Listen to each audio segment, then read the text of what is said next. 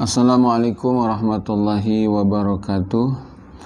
Bismillahirrahmanirrahim. Alhamdulillahirrabbilalamin. Allahumma salli ala sayyidina Muhammadin wa ala alihi wa sahbihi ajma'in. La hawla wa la quwata illa billahil aliyyil azim. Amma ba'du. Ihwa fillah rahimakumullah. Mari kita melanjutkan kajian kita di kitab Nizamul Islam halaman 24. Bismillahirrahmanirrahim. Wa minar rawabitil fasidati allati qad yutawahhamu wujuduha rabitatan bainan nas ar-rabitatul maslahiyah wa rabitatul rahiyah allati laysa lanizamun yanbasiku anha. Amma rabitatul maslahiyah fahiya rabitatun muaqqatatun wa la tasluhu li an tarbuta banil insan li'annaha urdatun lil musawamati ala masaliha akbar minha fayafkudu wujuduha fi halati tarjihil maslahah wa li'annaha idha tabayanatil maslahatu tantahi wa tafsilu an-nasa an ba'dihim wa li'annaha tantahi hina tatimu hadhil masalih wa lidzalika kanat rabitatan khatiratan ala ahliha. Selain ikatan-ikatan yang rusak yang sudah dibahas sebelumnya, masih terdapat ikatan lain yang dianggap oleh sebagian orang sebagai alat untuk mengikat anggota masyarakat. Ikatan apa itu? Satu, ikatan kemaslahatan, dan yang kedua, ikatan kerohanian yang tidak memiliki aturan. Ikatan kemaslahatan tidak lain ikatan yang temporal sifatnya, tidak bisa dijadikan pengikat antar manusia. Hal ini disebabkan adanya peluang tawar-menawar dalam mewujudkan kemaslahatan mana yang lebih besar, sehingga eksistensinya akan hilang begitu suatu kemaslahatan dipilih dan didahulukan dari kemaslahatan lain. Apabila kemaslahatan telah ditentukan, berakhirlah persoalannya.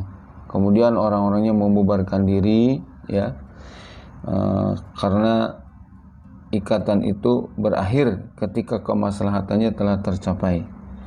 Oleh sebab itu, ikatan ini amat sangat berbahaya bagi para pengikutnya. Wa ammar rabitah ar-ruhiyah bila nizamin yanbasiku anha fa innaha tadharu fi halati tadayyun wa la tadharu fi mu'tarakil hayat wa lidzalika kanat rabitatan juz'iyatan ghairu amaliyatin wala tasluhu li an takuna rabitatan bainan nas fi syu'unil hayati wa min huna lam tasluh al aqidatun nasraniyah li an takuna rabitatan bainas syu'ubi al arubiyah ma annaha kullaha ta'tanikuha li annaha rabitatun ruhiyatun la nizama laha. Walidzalika la tasluhu jami'ul arwabit as-sabiqah li an tarbutal insan bil insan fil hayat hina yasiru fi tariqin hud. Warabitatus sahihah li rabti banil insani fil hayat hiya rabitatul aqidatil aqliyah allati yanbasiku anha nizam. Wa hadhihi hiya ar-rabitatul mabda'iyah. Adapun ikatan kerohanian yang tidak memiliki peraturan, aktivitasnya hanya terlihat dari kegiatan spiritual saja. Ikatan ini tidak nampak dalam kancah kehidupan. Bersifat parsial, terbatas pada aspek kerohanian saja. Tidak berhubungan dengan kehidupan sehari-hari, sehingga tidak layak menjadi pengikat antara manusia dalam seluruh aspek kehidupannya. Dari sini jelas bahwa akidah yang dianut kaum Nasrani tidak dapat dijadikan pengikat antar bangsa-bangsa Eropa, walaupun semuanya menganut akidah tersebut, karena tergolong ikatan kerohanian yang tidak memiliki peraturan hidup sama sekali. Seluruh ikatan tadi tidak layak dijadikan pengikat antar sesama manusia dalam kehidupan untuk meraih suatu kebangkitan dan kemajuan.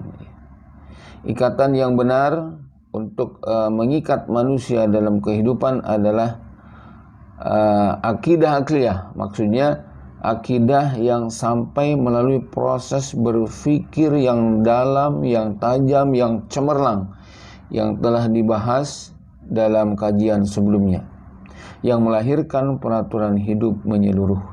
Inilah yang disebut sebagai ikatan ideologi atau berdasarkan pada mabda. Mabda itu ideologi, ya.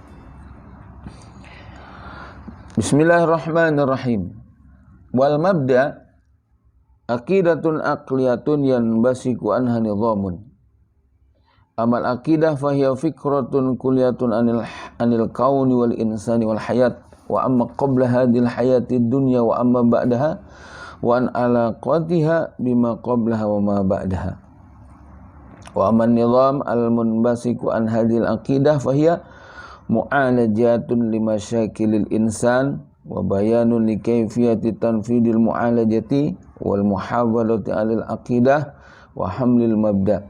Wa kana bayanul kayfiyah litanfid walil muhafalati wali hamlid da'wati tariqatan. Wa ma'ada dhalik fahuwa al-aqidah wal mu'alajah fikrah. Wa min huna kana al-mabda'u fikratan wa tariqatan. Mabda, kita lanjutkan pembahasannya ya. Mabda atau ideologi adalah akidah akliyah yang melahirkan peraturan. Yang dimaksud akidah adalah pemikiran menyeluruh tentang alam semesta, manusia dan kehidupan, serta hubungannya dengan Allah sebagai pencipta dan hubungannya dengan kehidupan akhirat yang akan terjadi sesudah kehidupan ini berakhir, ya. Sudah dibahas penjelasan tentang ini, ya. Sedangkan peraturan yang lahir dari akidah tidak lain berfungsi untuk memecahkan dan mengatasi berbagai problematika hidup, menjelaskan bagaimana cara pelaksanaan pemecahannya, memelihara akidah, serta untuk mengemban ideologi. Penjelasan tentang cara pelaksanaan pemeliharaan akidah dan penyebaran risalah akidah inilah yang dinamakan dengan thariqah. Sedangkan yang lainnya yaitu peraturan tentang bagaimana pemecahan persoalan hidup itu disebut dengan fikrah. Jadi mabda itu adalah gabungan dari fikrah dan thariqah. Fikrah artinya seperangkap aturan lengkap dari Allah Subhanahu wa taala untuk mengatur kehidupan ini, sedangkan thariqah adalah institusi yang bisa melaksanakan, menjaga dan mengembangkan fikrah ini. Bismillahirrahmanirrahim. Wal mabda la budda ayyan safi dihni syahsi imma biwahyillahi lahu bih wa amrihi bitabligih wa imma bi abqariyatin tasruku fi dalika syahsi. Amal mabda wa alladhi yanshau fi dihnil insan biwahyillahi lahu bih wa huwa al mabda wa as-sahih li'annahu min khaliqil kauni wal insani wal hayat wa huwa Allah subhanahu wa ta'ala fa huwa mabda'un qat'iyun. Wa amal mabda'u alladhi yansau fi dihni syakhsin bi abqariyatin tasruku fi fa huwa mabda'un batilun li'annahu nasi'un an aqlin mahdudin ya'juju anil ihatati bil wujud wa li'anna fahmal insani litandim urdatun litafawuti wal ikhtilafi wat tanaqudi wat ta'assuri bil bi'ati allati ya'ishu fiha mimma yuntiju an-nidhama al-mutanaqidu al-muaddiya ila syaqa'il insan. Walidhalika kana al-mabda' alladhi yansha'u fi dihni syahsin batilan fi aqidatihi wa fi nidhamihi alladhi yanbasiku anha.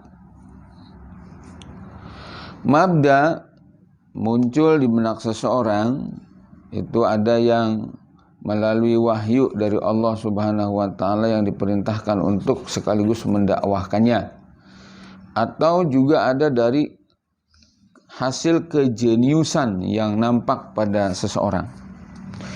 Mabda yang muncul atau ideologi yang muncul dari benak mabda atau ideologi yang muncul dalam benak manusia yang melalui wahyu Allah Subhanahu wa taala adalah ideologi yang benar. Karena bersumber dari Allah sebagai Al-Khaliq, ya, pencipta alam, pencipta manusia dan pencipta kehidupan. Dialah Allah Rabbul Alamin. Sedang mabda ini pasti kebenarannya atau qat'i. Sedangkan yang kedua, ideologi yang muncul dalam benak manusia karena kejeniusan yang tampak pada diri manusia itu. Ini adalah ideologi yang batil, yang salah, yang sesat. Kenapa? Karena berasal dari akal manusia yang terbatas, yang tidak mampu menjangkau segala sesuatu yang ada. Di samping itu, pemahaman manusia terhadap proses lahirnya peraturan selalu menimbulkan perbedaan, perselisihan dan pertentangan, serta selalu terpengaruh lingkungan tempat di mana dia hidup, sehingga membuahkan peraturan yang saling bertentangan, yang mendatangkan kesengsaraan bagi manusia. Karena itu, mabda yang muncul dari benak seseorang adalah mabda atau ideologi yang salah, baik dilihat dari aspek akidahnya maupun juga peraturan yang lahir daripadanya. Bismillahirrahmanirrahim. Wa idasta'aradna al-alama kullahu al'an la najidu fihi illa salasata mabadi hiya ar-ra'sumaliyah wal ishtirakiyah wa minha asyuyiyah wal mabda'u salisu al-islam. Wal mabda'ani al-awwalani tahmilu kulla wahidin minhuma daulatun aw duwalun.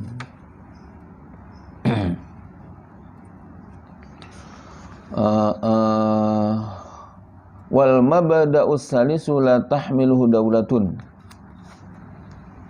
wa inama yahmiluhu afradun fi syu'ubin walakinnahu mawjudun alamiyan fil karratil ardiyah.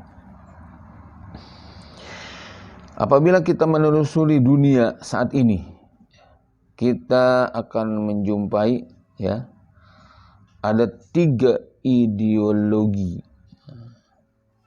yakni 1 ideologi kapitalisme, 2 ideologi sosialisme termasuk komunisme, dan ideologi Islam yang ketiga, ya. Dua ideologi yang pertama masing-masing diemban oleh satu atau beberapa negara, sedangkan ideologi Islam tidak diemban oleh satu pun negara, ya. Sekarang ini Islam diemban hanya oleh individu masyarakat. Sekalipun demikian, ideologi ini tetap ada di seluruh penjuru dunia. Bismillahirrahmanirrahim. Ikhwafillah rahimakumullah. Kita lanjutkan. Amma ra'sumaliyah fa innaha taqumu ala asasi faslid dini anil hayat. Wa hadhihi al-fikrah hiya aqidatuha wa hiya qiyadatuha. Wa hiya qiyadatu al-fikriyah wa hiya qaidatuha al-fikriyah. Wa bina'an ala hadhihi al-qaidati al-fikriyah kana al-insan huwa alladhi yad'u nizamahu fil hayat. Wa kana labudda min al-muhafadhati al-hurriyati lil insan. Wa hiya hurriyatul aqidah wa hurriyatul ra'i wa hurriyatul milkiyah wal hurriyah asy-syakhsiyah. Wa qad natija an hurriyatil milkiyah an-nizamul iktisadi ar-ra'sumali. Fakanat ar-ra'sumaliyah hiya abraza ma fi hadzal mabda' wa abraza ma natija an aqidati hadzal mabda'. Walidzalika utliqa ala hadzal mabda' annahu al-mabda' wa ar-ra'sumali min babi tasmiyatir syai' bi abrazi ma fi. Kita masuk, ya, ke pembahasan ideologi kapitalisme. Ideologi kapitalis tegak atas dasar pemisahan agama dari kehidupan.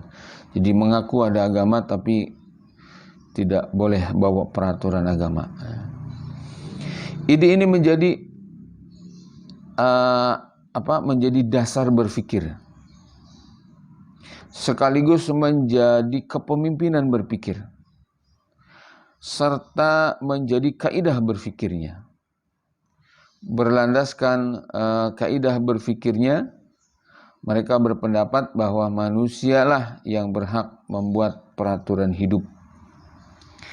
Mereka mempertahankan kebebasan manusia yang terdiri dari beberapa kebebasan. Satu, kebebasan berakidah, kebebasan berpendapat, kebebasan hak milik, dan kebebasan bertingkah laku.